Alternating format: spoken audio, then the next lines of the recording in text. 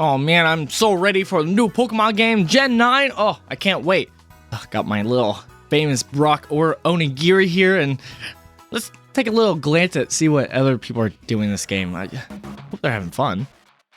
Feeling no pressure, but appears in the media. Getting jiggy with confirmed, please I'm telling you. Anyway you be from New York to Siberia. Cut up for your own beat and shake it till we end. I'ma put it down, grabbing this crown. Lay your dollars on the ground, gonna double up now. 65 to 4 to 3, 2, one more time. Heavy punchline about to cruise.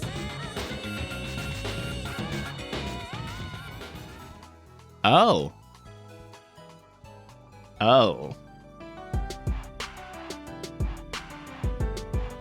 So while Pokemon games tend to garner itself a lot of attention, including drama before its release, this game surprisingly avoided a lot of it.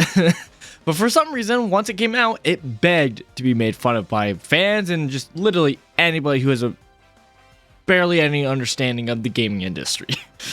So I'm here, Noah Price, your Christian gamer. We're going to be talking about this game. I played through this game at least more than 10 hours. I would say probably roughly 15 hours at the very least. Rough there. Either way, this is my thoughts on the game after putting at least 10 hours into the game. Normally, I try to put out these videos as soon as possible, so normally is more roughly correctly 10 hours, more close around the area.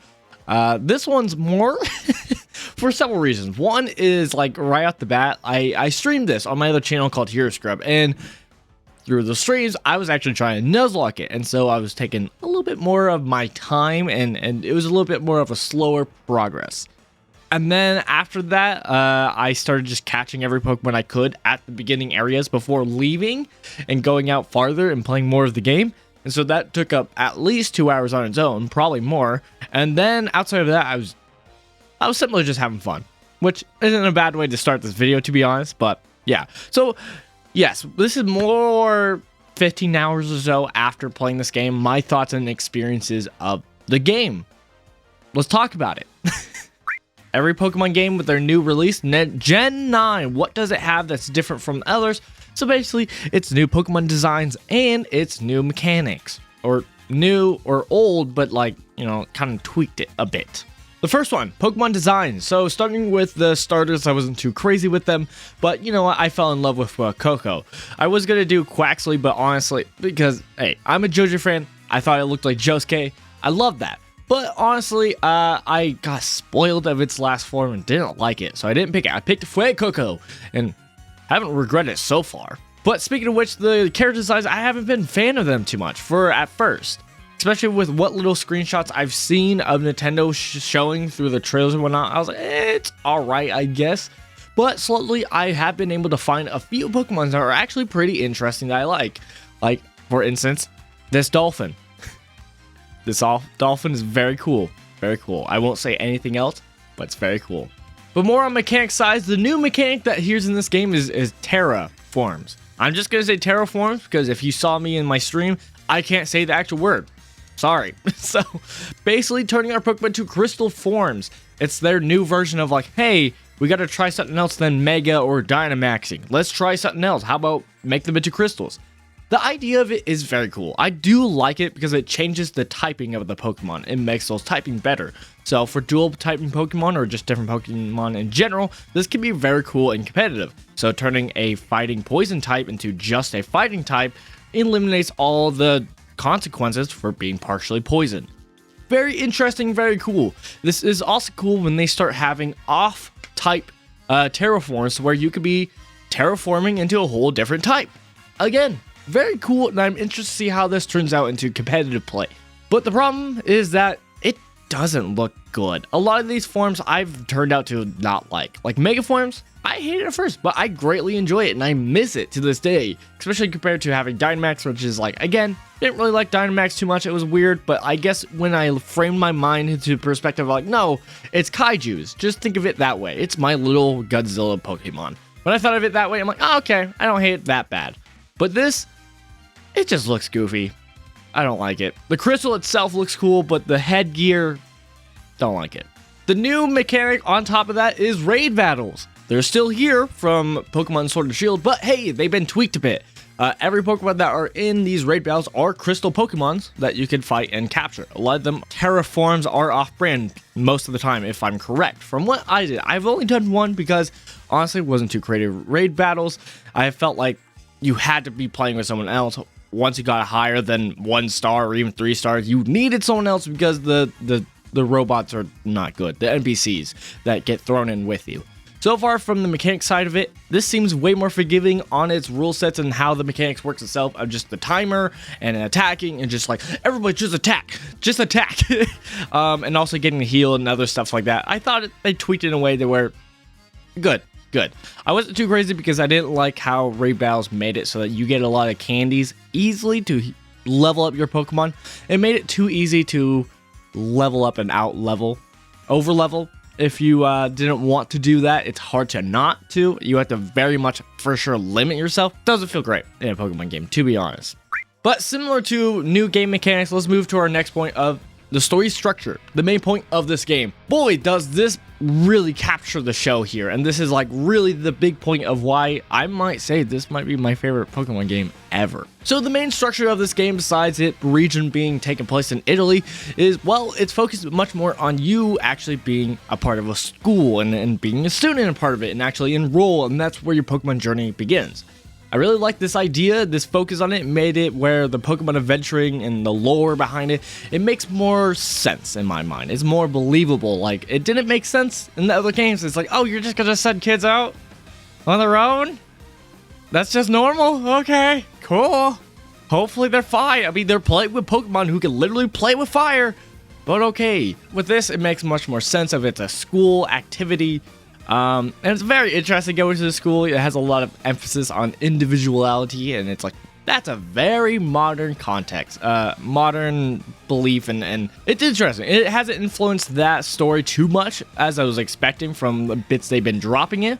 But it does make sense with the story of, hey, yeah, we're doing this normal curriculum of you can take classes, which is kind of cool. It's way better than what's been in the past. But in the past, of especially Sun and Moon, it dragged on the tutorial. And this game so far, going through school, is the tutorial, and it hasn't felt like a tutorial. It felt like playing the game, and that's a good thing. It's weird that a part of the school, you have little, you could build relationships with the teachers. Just playing Persona just recently, I'm like, this is weird. I don't know how I feel about this in a Pokemon game. Don't hate it necessarily, but it's just interesting to see what they're doing here. But quickly, the school life ends as the game pushes you off and be like, hey, go on your adventure. And it's part of the school. It's going on a treasure hunt. Find your treasure in life. That individuality of like, hey, what is your goal in life? What's your purpose? Go find it, basically. Not the worst message in the world, I guess, but it's interesting to see. What I love about it is, at this point, the game does open up and say, hey, just go do what you want. Right before they send you off, they propose the 3 main plots of this game. First one is Team Star, the main bad guys in this game. It's a certain club of students from the school. They're a bit rowdy, and you need to take them down and disband them. I, surprisingly, after doing only one of them, greatly enjoyed this. The story-wise, I thought this was going to be my least favorite out of the 3 main plots of the story. I thought this was gonna be boring and kind of like a lot of the main bad guys recently. Thinking of you, Team Yell. Thinking of you. It wasn't great. So far, from what little I've done, I'm actually really interested and really enjoy this story so far. And I actually want to go out and do it. The second main plot, so that I don't keep getting distracted and go all over the place, is Titans. You have to go find ancient or future Pokemon, depending on which version of the game you got. I have Violet, so I have future science Pokemon. Pretty cool. Basically, these Titans, you kind of need to do it because the person you're helping is all about that picnic life, and he's trying to... That story is great. It's not only great, but also going and attacking Titan Pokemons who are either ancient or futuristic is very interesting and very cool. Again, probably my favorite plot point so far in the game. There's a small caveat to it. There's one little crinkle that I don't like about it, and it's your writing Pokemon. The legendary Pokemon you get at the beginning of the game. It's debuffed. It's been Super Metroid of Samus, to where she doesn't have all her abilities. She is only limited to just being a ride at the point. You can't use it for battle, but as you complete the Titan missions, you slowly get to do more mechanics. Like after doing the very first Titan, whichever one you choose, you get the ability to fly. Very cool, very nice. Love to have the mechanic, it makes sense. The problem I have is there's nowhere in the game where it kind of hints to that might be able to help the Pokemon.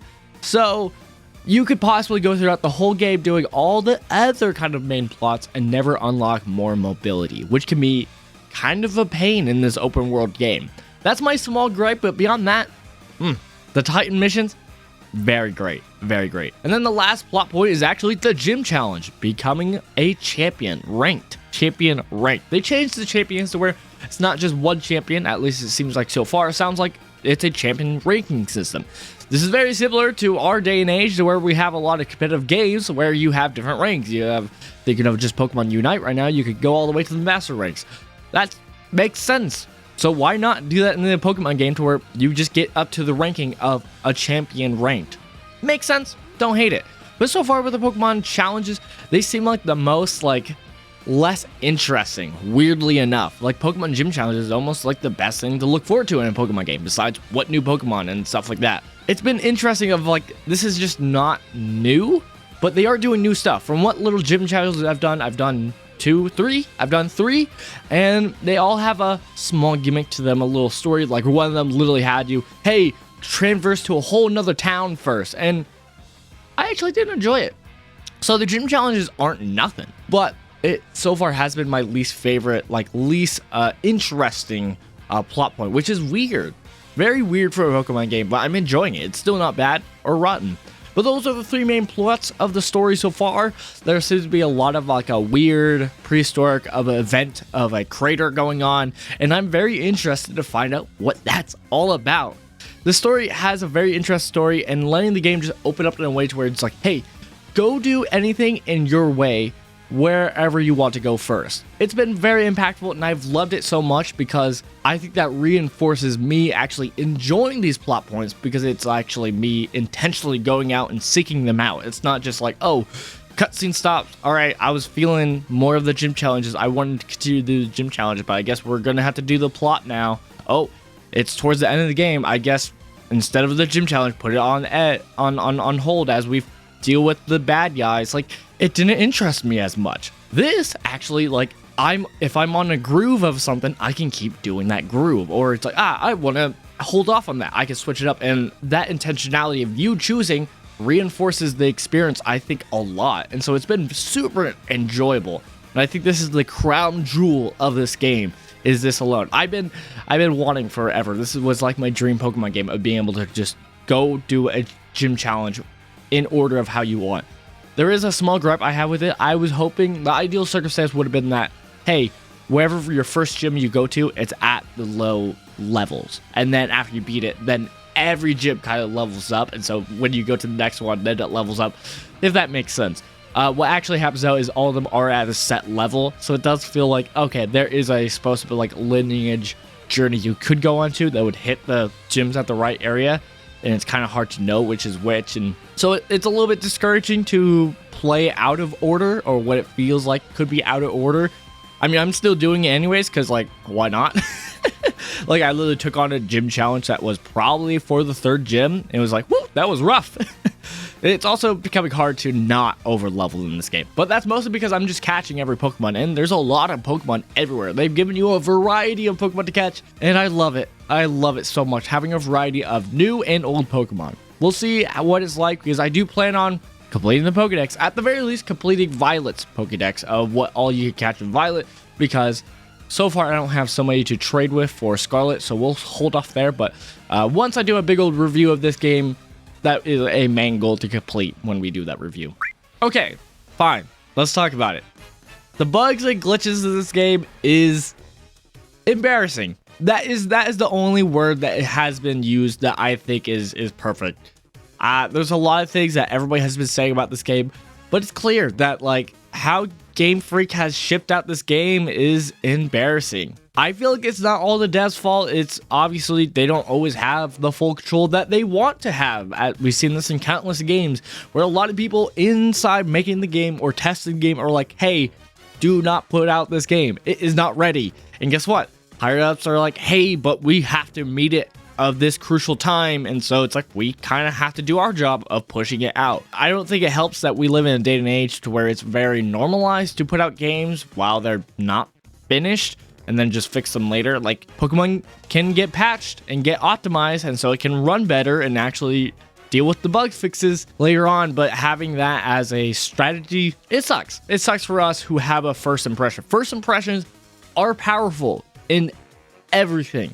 We haven't seen other games live and die and actually come back to life. The creators of the game still working on it. We've seen this with No Man's Sky and countless other games where it has worked to where if a game is trash at the beginning, if you put in time, you could still make it actually something. But there's still a lot of people, including myself, who's still not playing No Man's Sky, and that first impression really nailed the coffin of my decision. And so I'm still enjoying this game. So far, luckily the bugs for me, I haven't found any bugs or glitches that's been game breaking or terrible or even disturbing, as a lot of people have seen. All I've seen is basically typical while I'm trying to catch or battle a Pokemon. You could see the under the surface of the world, and that's always game immersion breaking. And then beyond that is just the frame rate being terrible. Honestly, I can put up with those. I've played countless of games where those are trash, and so I'm used to it, so I don't complain too much about it.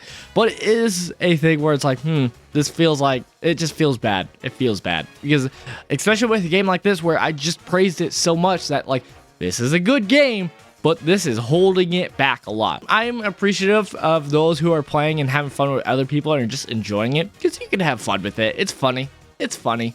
But it is embarrassing at the same time. That's just where I'm at with the glitches. They can always fix it, and that's a good thing to know that they can fix it, and yeah, hopefully they do. So those are my thoughts of Pokemon Violet after spending more than 10 hours in the game. I'm truly loving it. I'm hoping there's nothing that just like breaks the game and ruins it. So far, the game has been enjoyable. I can't wait to see what more Pokemon are on there.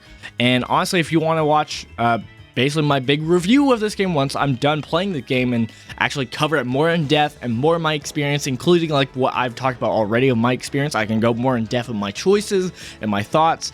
Well, check that out. Please subscribe here and click the bell notification so that you can actually be notified when a video comes out, because guess what? My videos take forever, if you might have noticed, especially those big reviews. They take forever. So please subscribe and hit the bell if you're actually interested in that. That's it for today. I'm gonna go play more Pokemon, so bye. I gotta go catch them all, okay? Bye. Jesus loves you.